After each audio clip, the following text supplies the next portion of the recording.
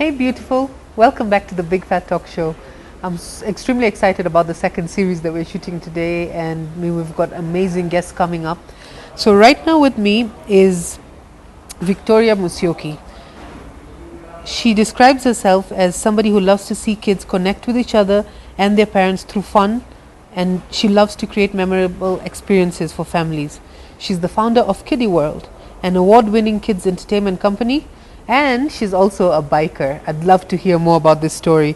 So basically, Victoria wants her life to mean something. She wants to be able to look back and say, yes, I made some tough decisions, but they were the right decisions. Her story is inspiring. And it's also very reflective. So I'm not going to waste any more time. Let's hear what Victoria has to say. Hi Victoria. Hi, hey Najda. How are you? I'm good. Welcome to the show. I'm Thank very you. eager to have you here. Thank you. I'm so glad to be here. Yeah. So I love I know you're going to explain the whole biker look to us a bit later. I'm eager to hear that as well. Thank you. So Victoria, tell us about yourself. Tell us your story.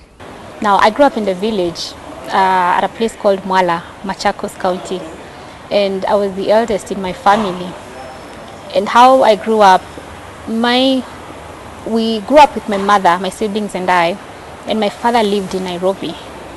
So we saw my dad probably once a week. He would come to visit over the weekends. And my mother was the authoritative kind of parent. And I'm glad she was, because she's the reason I'm this tough. I had to put that in there. I'm not complaining. Yeah. But my mother was, how do I say it? There's a way she'd react when she was angry that would scare me. And that created a fear. I began fearing my mother.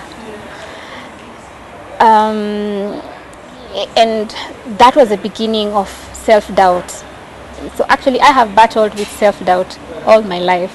But I feel like that was the origin, the fact that I feared mom a lot. My dad being absent also did something to me. Yeah. I think every girl needs their father, because your father is that person who helps you gain confidence. He's the first man you interact with in your life. Yeah.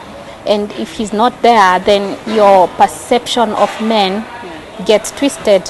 You tend to believe men are Supposed to be that way. Yes. Not available. Exactly. Yeah. So you end up settling for men that. Exactly. So let me ask you, so what you're describing to me is very many homes, very many African homes where where our parents just tend to be, this tough and not really. Yes. My parents were complete opposite. Yeah. One was very tough. Yeah. The other one was not there and passive at the same time. Okay. And quiet. So that's like that's something very common, right? In a cultural perspective. Yes. But okay, so what happened from there? So this was the beginning of, like you said, your self-doubt. Yes. It's what started molding you into this bad place that you had gone into. Exactly. And on most occasions, I remember I always had a memorized list of things to do every single day. And a lot of days I would finish most of my tasks according to me, but my mother would come home and I felt like she would focus on the bit that you forgot, and that made me also question, was I good enough? Why can't I just complete these things? Yeah. I get you. And then after that, when I went to university, that's when now this self-doubt started to manifest itself, because I remember, for example, at the university, I was asked to do a presentation, project presentation, and my mouth dried up completely, and I could not speak. In my mind, there were these thoughts that I'm probably not good enough. I can't do this. That's when I realized how deep this self-doubt was. Yeah. Yes. So it's a self-esteem issue. Correct. You had basically no self-esteem. It had been broken out of you. Yeah. So what were Wow, so it affected your life in those aspects. But what were the decisions you made? Same time, I remember I used to run from what I thought were my problems, but really they were not. Because coming to my father's house from my mom's house, I was excited because I was like, oh, now she's never beat me up again, you know.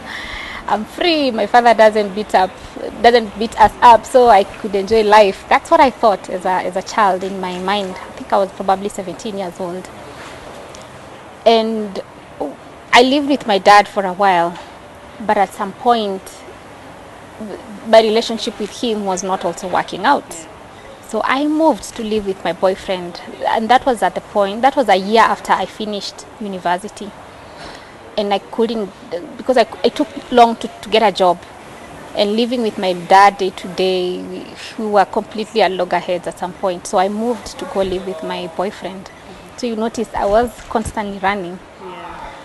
And at some point, my relationship with my boyfriend also didn't work out. When we had our very first big fight. I lost hope completely. And at around the same time, my dad had promised to pay for my master's education. I wanted to go study an IT course in the University of Sunderland. So I had applied, I had everything, in place. It took months to put it together. He had told me, if you can apply, then I'll pay for you and you can fly and go and do your master's education. But on that specific day, I went to his office and he told me he wasn't going to pay for me. And at the same time, I had just had this big fight with my boyfriend. That struck something. And of course, your mom was not somebody you could go to. Yes. And cry and say what else. So you just felt like, okay, blocked here, blocked there. Yes. And maybe if I went, my mother would have listened. But in my mind, in your mind, you had created this. Yes, I had created these things in my mind. I felt like just to say, I have to say that when my mother was doing all these things, she was shaping me. She was doing it out of love. But you see, in the mind of a child, there's a way we interpret it. There's a way we look at it, which is different. So, but now because of that, I could not talk about everything with her. Right now, we can talk about anything with my mother. And with my dad, how do you go to him? And I lost hope completely. And on that day, I went to my boyfriend's house. I was alone in the house. And I took my laptop and started, his laptop, it wasn't mine. And I started looking for painless ways to kill yourself. And I remember coming across, the idea of carbon monoxide. I was like, no, I don't want to try that. Then I saw certain medication. I could see, because the internet has stories of people and how they committed suicide. And I chose to do the overdose. Okay. And my boyfriend later came home and he found me at such a bad state. He took me to hospital. Of course, I didn't succeed down here. Yeah. But in my mind, I had lost hope completely. There was nowhere to turn to. So you see the decisions I was making at the point in that mental state were that I was nothing. I could not amount to anything much. So even if I survived, I felt like I was going to be a baggage in this world. Yeah. Okay. Wow. So that was what was in your head at that point. Mm-hmm. And the fact that the two most important men in my life at that point, they were the most important men in my life at that point. Your father and your boyfriend. Yes. Because my boyfriend was, the way I looked at him, I felt like he was that person who sees me. Yeah. Yeah. And when we had the fight, I was like, now, who else would understand me? Yeah. Wow, okay. And all right, so what you were going through at the time that you attempted suicide was, I'm a burden, like you said, to this world, to my family, to whatever. Yeah. And you felt like you were locked in. There was no way you could turn to the two most important men in your life you felt had let you down. Yeah. But because you had no self-esteem, you felt there was no worth. You lost your self-worth. Is that correct? Yeah, the self-esteem was lost before then. But at that point, I think it was the lowest point that I've never sunk that low. Yeah. Wow. Okay. Did you ever, I mean, today you're here, you're successful, you're doing everything that you love. Yeah. Do you regret attempting suicide? Yeah. Do you say, like, do you think, oh my God, I should never have done that? The thing I regret is, but I wouldn't use the word regret, but I would never want to get to that point again. That's why I'm very intentional on building my mental toughness. Yeah. But okay, so let's go to after attempting suicide. You were at the hospital, they fixed you up, you survived it. What happened then? After that, I was given antidepressants, which they take you on a high. I get why people get addicted to that medication, but at the same time, I was taken for counseling, and that's when finally I got someone who I could talk to and I could speak my truths. You see, I was afraid of saying my deepest truths, all those things, how I felt about certain situations. I could not tell my mother how I felt about her in her face. I could not tell my dad the same thing. I could not tell my boyfriend. But there was someone whom I could talk to and just explain how these things affected me. That was a first for you. Yes. In your whole life since you was a kid. Since you were a kid, you never had that. So all of a sudden there's this person who's listening to you and you don't fear opening up to. Yeah. That's the thing. And I started being more aware of what was happening in me and why I was going through all this. That awareness is really important. But the most important thing that the lady did was, after the counseling sessions, I ran out of money at some point. So she referred me to a church, Nairobi Baptist. And at the time it was, NPC. Now they've rebranded. And when I went to church, that's when I learned, there's actually a God who I can talk to. And I could pray and God would answer, and I was like, wow, I'm not alone anymore. So that was one of my turning points. And also even in church, I later left the particular church and joined another one. And we had these small groups where we would meet every week and talk about the Bible and God's word and even what we were going through in our personal lives. And that having those conversations helped. All right, great. So what I'm hearing is support.